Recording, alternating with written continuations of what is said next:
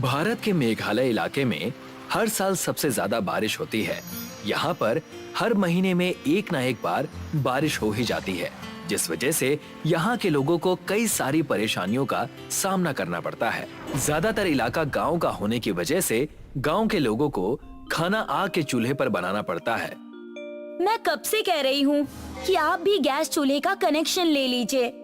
तुम्हें क्या लगता है मैं कोशिश नहीं कर रहा हूँ क्या? कई बार गैस एजेंसी जा चुका हूँ। इन गीली लकड़ियों से अब खाना बनाना मुश्किल हो रहा है। इस तरह से तो गैस चूल्हा हमारे घर आने तक हम लोग बूढ़े हो जाएंगे और तब भी हमें कनेक्शन मिलेगा या नहीं, इस बात की कोई गारंटी नहीं है। मैं तो अपनी तरफ से पूरी कोशिश कर रहा हूँ, पर ये सरकारी योजनाएं हैं, पता नहीं हम तक पहुँचेंगी भी या नहीं। वैसे भी सरकारी योजनाएं कागजों पर पूरी होती हैं, वास्तविकता में नहीं। पर हम इस तरह से हाथ पर हाथ धरे भी तो नहीं बैठ सकते ना। बारिश का मौसम शुरू हो चुका है और जंगल में सारी लकड़ियाँ गीली हो चुकी है। आप ही बताइए, मैं गीली लकड़ियों से खाना कैसे बनाऊंगी? रोटियां धुएं की वजह से आधी कच्ची रह जाती है और चावल भी अधपके रह जाते हैं। मैं आज एक बार फिर से जाकर पूछता हूँ कि हमें गैस सिलेंडर मिलेगा भी या नहीं। कहीं हम लोग गैस सिलेंडर का सपना देखते देखते सचमुच बूढ़े ना हो जाए। ओमकार अपने साथ कुछ और गांव वालों को लेकर गैस एजेंसी के लिए निकल जाता है। सभी गांव वाले कई दिनों से गैस एजेंसी के चक्कर लगाकर परेशान हो चुके हैं, पर अभी तक किसी को भी गैस का कनेक्शन नहीं मिला है। अब बहुत बहाने सुन लिए ओमकार भाई, उस दिन से एजेंसी वालों के। आज तो हम लोग कंफर्म करके ही एजेंसी से निकलेंगे कि हमें गैस सिलेंडर मिलेगा भी या नहीं। हाँ हाँ जरूर। मेरी भाभी ने तो मेरी नाक में दम कर रखा है कि गैस सिलेंडर कब आएगा। अब तुम ही बताओ बहन, भला ये सब मेरे हाथ में है क्या?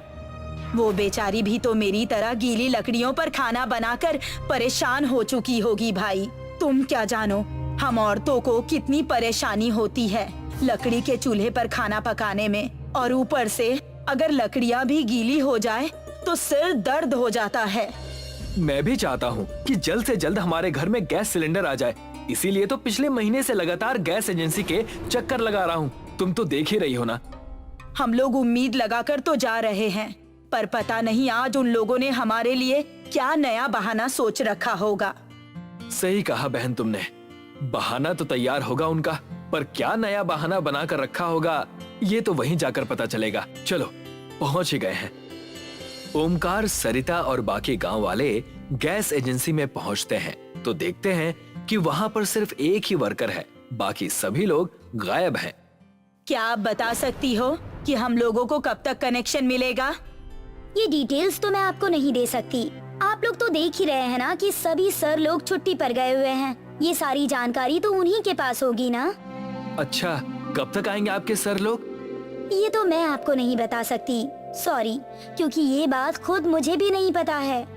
बहन, तुम तो देख ही रही हो कि हम सभी लोग पिछले कई महीनों से आपकी एजेंसी के चक्कर लगा रहे हैं, पर आज तक हम में से किसी को भी गैस का कनेक्शन नहीं मिला। हाँ हाँ मुझे पता है, पर मैं इन सब में क्या कर सकती हूँ? मेरे हाथ में कुछ रहता तो मैं जरूर आप लोगों की मदद करती।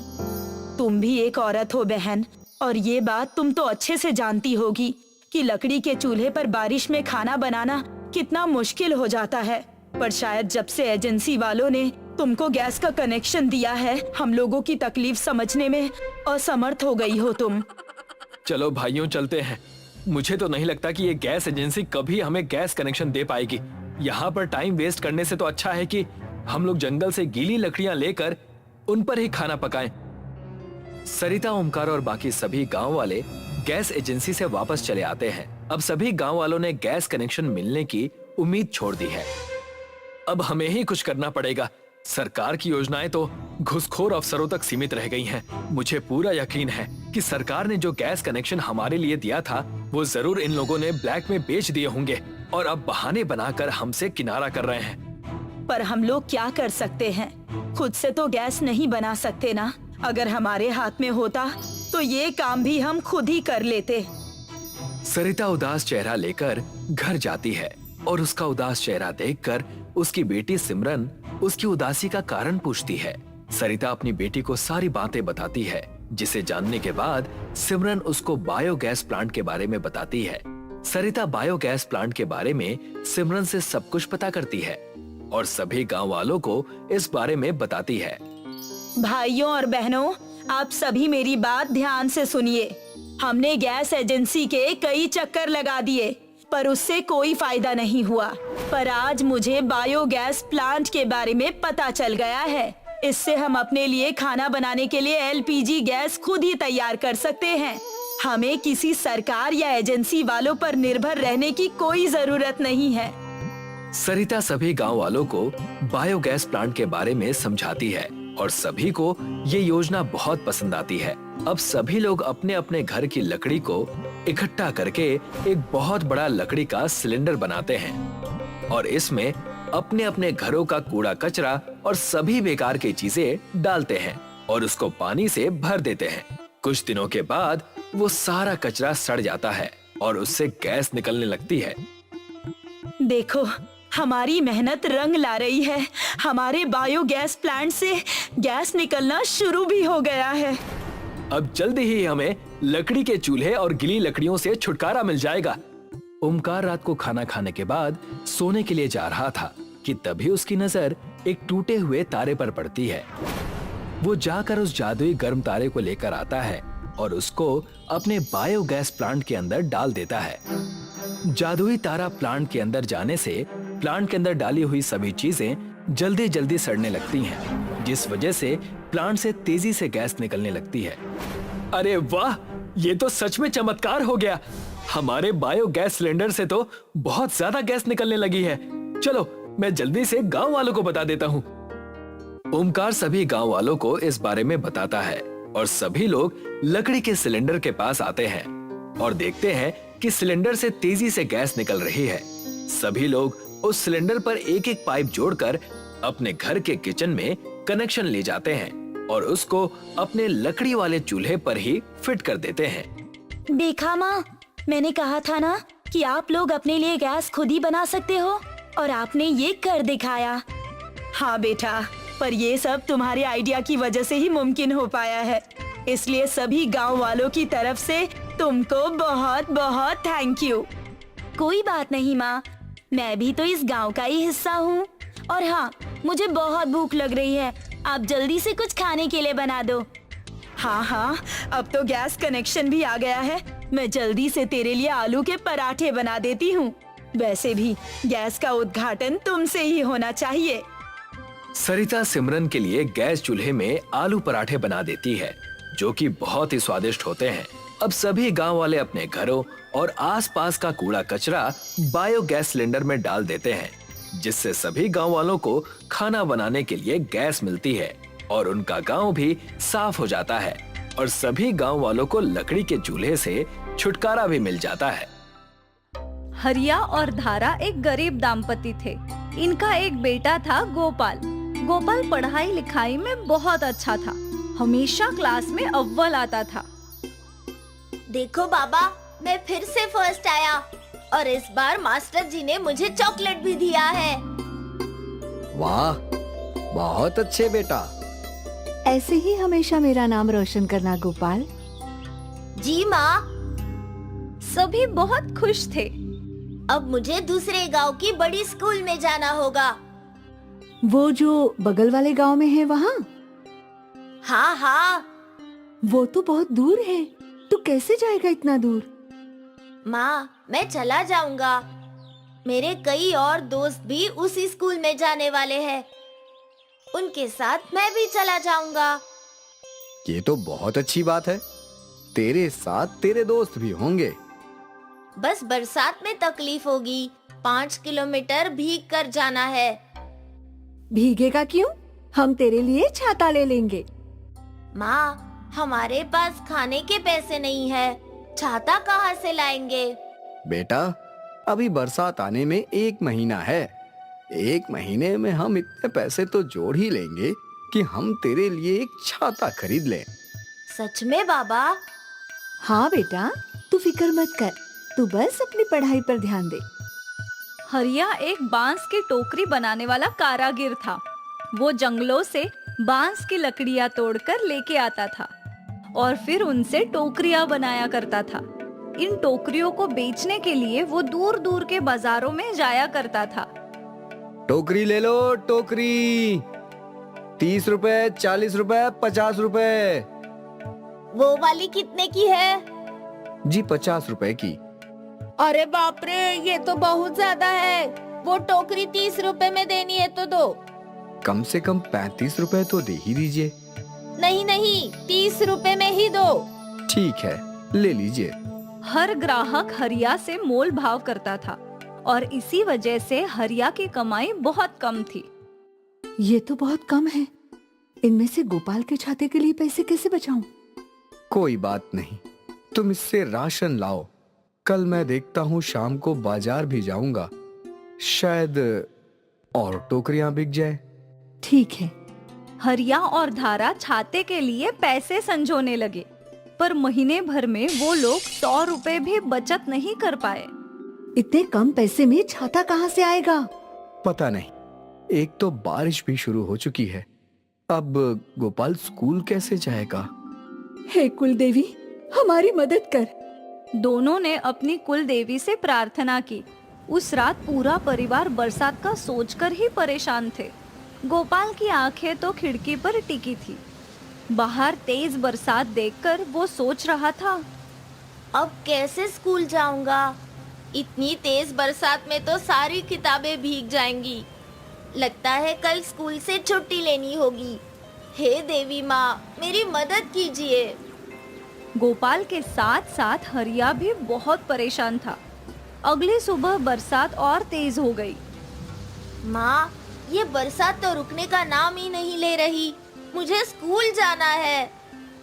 चिंता मत कर गोपाल, रुक जाएगी बरसात। गोपाल पूरा दिन बरसात को देखते बैठा था। वो मायूस था। उसे स्कूल जाना था पढ़ने, पर इतनी बरसात में स्कूल जाने के लिए उसके पास कोई छाता नहीं था। बाबा मुश्किल से इतना कमाते हैं कि हमारा पेट भर सके। अगर मैं उनसे छाते की जिद करूं, तो वो बेचारे कहाँ से लाएंगे? कोई फर्क नहीं पड़ेगा अगर मैं कुछ दिन स्कूल ना जाऊं तो। हरिया गोपाल को मायूस देख रहा था। सुबह से रात हुई और सभी लोग सो गए। अगले दिन भी यही हाल था। बरसात बरसती रही और गोपाल स्कूल नहीं जा पाया। अब वो और भी ज्यादा उदास हो गया था। हे देवी, मेरी प्रार्थना सुन लो। बरसात रोक दो, मुझे स्कूल जाना है। गोपाल की ये प्रार्थना सुनकर हरिया भी बहुत उदास हो गया। कैसा बाप हूं मैं, अपने बेटे की एक भी इच्छा पूरी नहीं कर सका। मुझे तो डूब मरना चाहिए। ये दिन भी बीत गया और तीनों खाना खाकर सो गए। हरिया के सपने में उसकी कुलदेवी आई। हरिया, तुम अपने आप को इतना लाचार मत समझो। तुम्हारे हाथों में तुम्हारी समस्या का समाधान है। मैं समझा नहीं देवी माँ। तुम बांस और लकड़ियों का छाता बनाओ। बांस का? जी देवी माँ। और फिर हरिया की नींद खुल गई। उसने घर में पड़ी लकड़ियां ढूंढी और बांस भी, और फिर लकड़ियों और बांस को जोड़कर एक छाता बना दिया। सुबह जब गोपाल उठा तो उसके बगल में एक छाता था। लकड़ी का छाता? ये आपने बनाया बाबा? हाँ बेटा, अब तू स्कूल जा सकता है। वो भी बिना भीगे। धन्यवाद बाबा, बहुत बहुत शुक्रिया। उस दिन गोपाल खुशी खुशी स्कूल के लिए तैयार हुआ और अपना लकड़ी और बांस का छाता लेकर निकल गया। रास्ते में कई लोगों ने लकड़ी के छाते को घूर घूर के देखा। जब वो स्कूल पहुंचा तो उसके मास्टर जी की नजर उसके छाते पर पड़ी। अद्भुत! ये बांस का छाता किसने बनाया? मेरे पिताजी ने।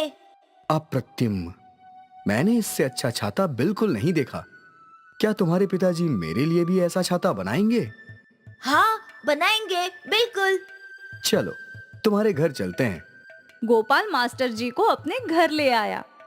आपकी कलाकारी अप्रतिम है। क्या आप मेरे लिए ऐसे 10 छाते बना सकते हैं? हाँ बिल्कुल मास्टर जी। मास्टर जी ने हरिया को 1000 रुपए दे दिए। कम तो नहीं है, काफी है। पहली बार हरिया को एक साथ 1000 रुपए मिले थे। इतने पैसे देखकर वो बहुत खुश था।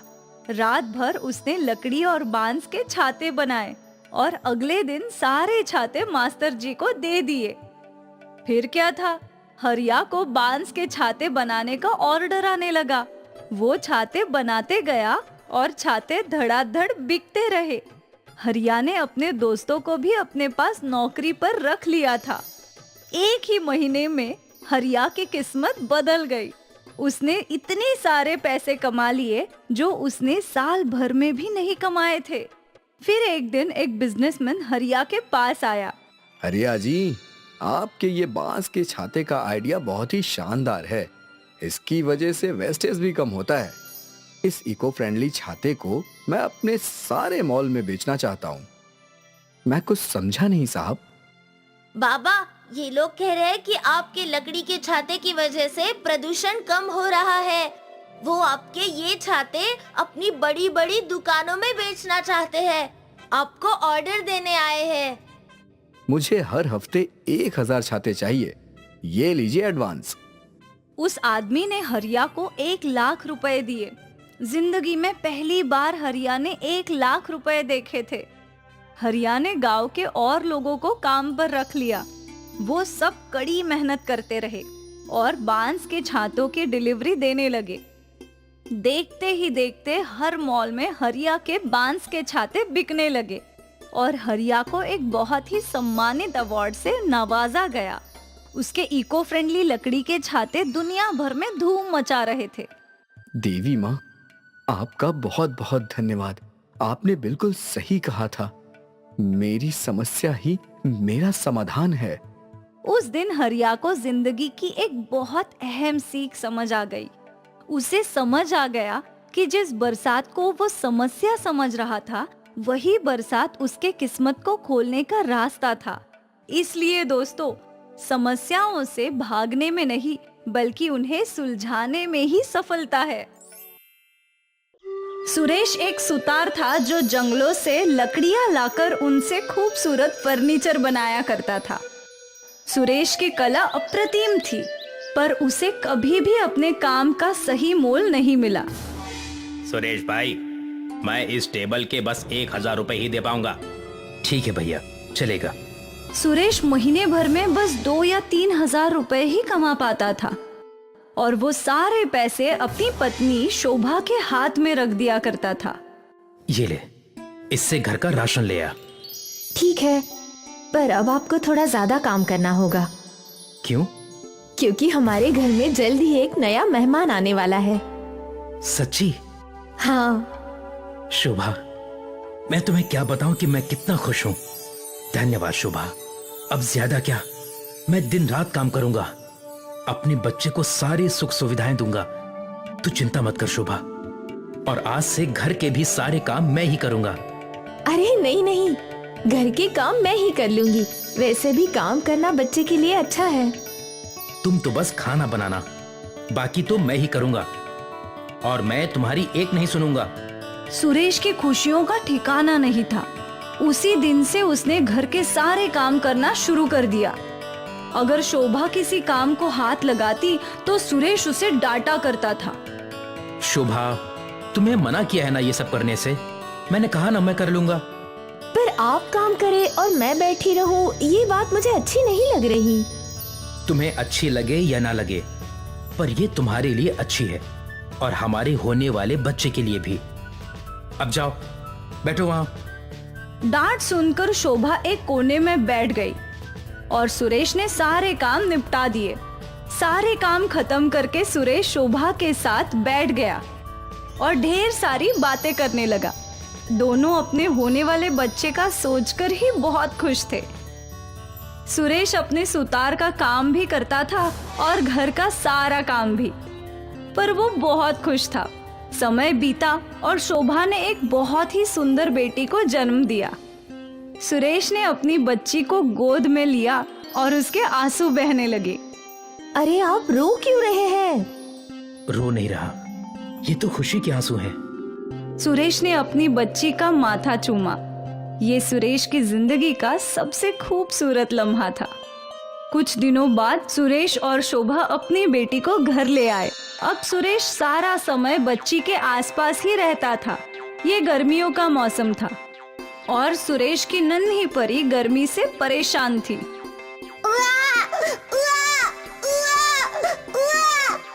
ये क्यों रो रही है? क्या इसे भूख लगी है? नहीं, अभी तो दूध पिलाया है। तो फिर ये रो क्यों रही है? शायद इसे गर्मी लग रही है। शोभा ने बच्ची को लपटा हुआ कपड़ा खोला और बच्ची थोड़ी सी शांत हुई। कुछ देर बाद वो वापस रोने लगी।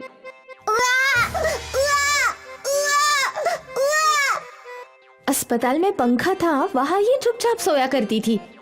यहाँ हमारे घर में फैन क्या, बिजली का भी अता पता नहीं है। मैं भी आता हूँ। सुरेश अपनी पड़ोसी के घर गया और उसने बिजली की बात की। उसका पड़ोसी बिजली देने के लिए तैयार हो गया। सुरेश को हर महीने पड़ोसी को 300 रुपए देने थे। बिजली की एक तार सुरेश पड़ोसी के घर से अपने घर तक खींच लाया और उस पे बल्ब लगा दिया। बिजली तो आ गई, अब फैन खरीदना होगा। फैन कम से कम 1000 रुपए का तो होगा ना। सुरेश ने अपनी जेब टटोली तो उसके पास केवल 100 रुपए थे। कोई बात नहीं, अब जब कोई पैसे आएंगे तो आप फैन खरीद लेना। सुरेश ने बच्ची की ओर देखा। बच्ची गर्मी से परेशान थी। मैं देखता हूँ कहीं पुराना फैन मिलता है क्या। ठीक है। सुरेश कबाड़ी की दुकान में पहुंचा। अरे भैया, आपके पास कोई पुराना पंखा है क्या? हाँ, एक, लेकिन उसकी बॉडी खराब है, पर मोटर चल रहा है। तुम्हें चाहिए तो ले लो, बॉडी बदल लेना।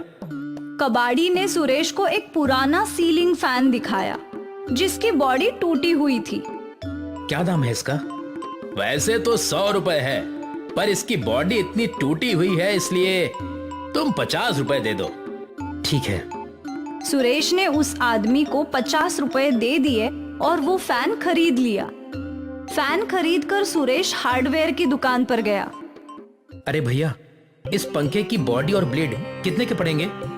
अरे ये तो बहुत पुराना मॉडल है, इसकी बॉडी तो बहुत महंगी है। बॉडी और ब्लेड मिलाकर 1000 रुपए लगेगा। क्या? 1000 रुपए सुनकर सुरेश चौंक गया। इतने सारे पैसे वो कहाँ से लाता? इसलिए वो चुपचाप अपने घर की ओर चल पड़ा। आप पंखा ले आए? ले तो आया, पर इस पंखे की बॉडी टूटी हुई है और इसमें नए ब्लेड लगेंगे और उसका दाम 1000 रुपए है। बाप रे, इतने सारे पैसे कहाँ से आएंगे? कुछ ना कुछ तो करना ही पड़ेगा। सुरेश ने उस पंखे को जमीन पर रख दिया और सोचने लगा कि वो उस पंखे के साथ क्या कर सकता है। अगर मैं इस पंखे की बॉडी और ब्लेड लकड़ी से बनाऊं तो? क्या ऐसा बन सकता है? मैं कोशिश तो कर ही सकता हूँ ना। और वैसे भी गुड़िया गर्मी से बहुत परेशान है। सुरेश पंखा लेकर बाहर आया और अपने सामने पड़े लकड़े के तने से पंखे की बॉडी बनाने लगा। वो बहुत बारीकी से काम करता रहा और कई घंटों बाद आखिर उसने लकड़ी से बॉडी और ब्लेड बना दिए। उसने पंखे को जॉइन किया। ये हुई ना बात। सुरेश अपने लकड़ी के पंखे को घर के भीतर ले गया और उसे छत से टांग दिया और बिजली का कनेक्शन कर दिया और फिर बटन दबाते ही पंखा घूमने लगा। अरे वाह! और रोती हुई बच्ची तुरंत शांत हो गई। मेरी मेहनत रंग लाई। हाँ देखिए, ये चुप बैठ गई।